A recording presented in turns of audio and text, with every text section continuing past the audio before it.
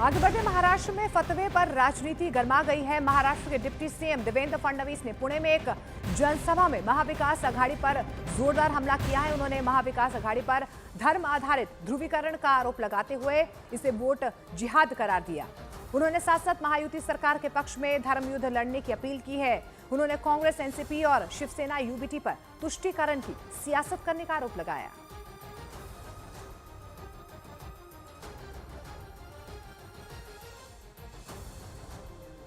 खोरांना आम्ही सोडून देऊ। जर या ठिकाणी वोट जिहाद होणार असेल तर माझं तुम्हाला आव्हान आहे, आता मतांचं धर्मयुद्ध हे आपल्याला देखील लढावं लागेल। आता एक राहिलो तर सेफ राहू। और इस बीच बीजेपी नेता अमित मालविया ने एक वीडियो शेयर कर ये दावा किया है कि वोट जिहाद के जरिए केंद्र में अपना राज स्थापित करने की बात कहने वाले एआईएमएलपीवी के प्रवक्ता सज्जाद नोमानी एमवीए को समर्थन दे रहे हैं। अमित मालवीय ने वीडियो शेयर कर यह दावा किया है कि सज्जाद नोमानी ने राहुल गांधी, शरद पवार, उद्धव ठाकरे और नाना पटोले को सिपा सलाहकार बताया।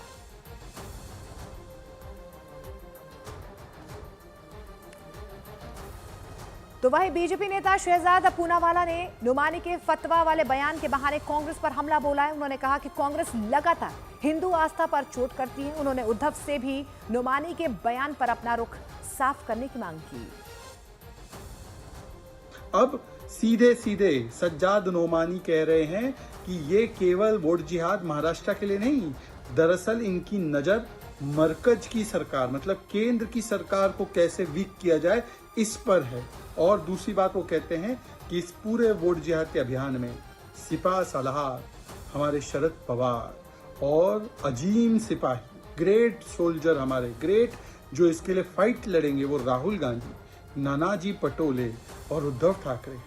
अब उद्धव ठाकरे से मैं पूछना चाहता हूँ, आप तो हिंदू हृदय सम्राट बाबा साहब ठाकरे नहीं बोल पाते, आप तो राहुल गांधी से सावरकर जी और बाबा साहब ठाकरे की प्रशंसा नहीं करवा पाते। आज बताइए कि ये आप इनके अजीम सिपाही हैं जो शरिया लागू करना चाहते हैं, जो 10% मुस्लिम आरक्षण देना चाहते हैं, जो वोट जिहाद चाहते हैं। राहुल गांधी का तो पता ही है वो है, पर आप कब से बन गए?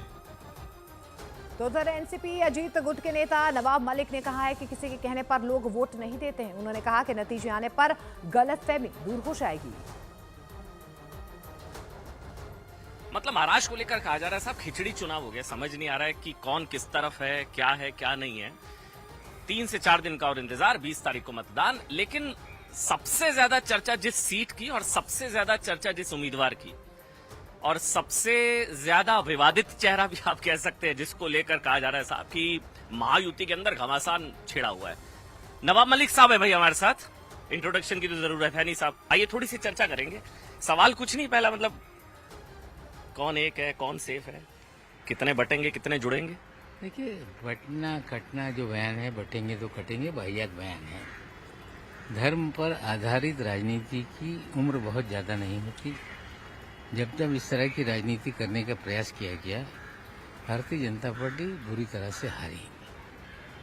दिसंबर 1992 में बाबरी मस्जिद गिराई गई, कल्याण सिंह की सरकार बर्खास्त हुई, चुनाव 4 महीने बाद हुए, बीजेपी हार गई जी।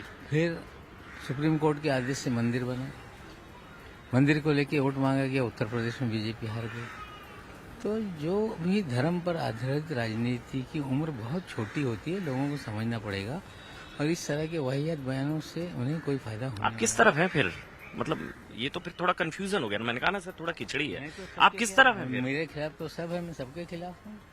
नहीं तो आप बीजेपी, शिवसेना, शिंदे गुट के साथ हैं या नहीं है? मतलब क्या फिर सिचुएशन? मेरे खिलाफ तो बीजेपी और शिंदे गुट उम्मीदवार उतारे हुए हैं। हाँ, यहाँ पे भी है और अनुशक्ति नगर। हम वोट नहीं देंगे, न प्रचार करेंगे, हमें उनकी जरूरत भी नहीं है। तो आप लोग भी तो नहीं जाते फिर? अभी जो कल जो पीएम की रैली हुई, आप लोग भी नहीं गए? मोदी जी की रैली हुई। हाँ, मोदी जी की रैली, पीएम की रैली। पीएम की रैली नहीं है, वहाँ वो प्रचार करने के लिए भारतीय जनता पार्टी के नेता की हैसियत से, प्रधानमंत्री की हैसियत से वे प्रचार नहीं कर सकते। वो तो बीजेपी के प्रचारक के रूप में आए थे। हम बीजेपी के प्रचार में कैसे जाएंगे? हमारे प्रचार में हमारा नेता आएगा, बीजेपी का क्या है? नहीं तो फिर चुनाव बाद क्या होगा? कुछ अभी कंफर्म नहीं है। मतलब अजीत पवार गुट कहाँ क्या?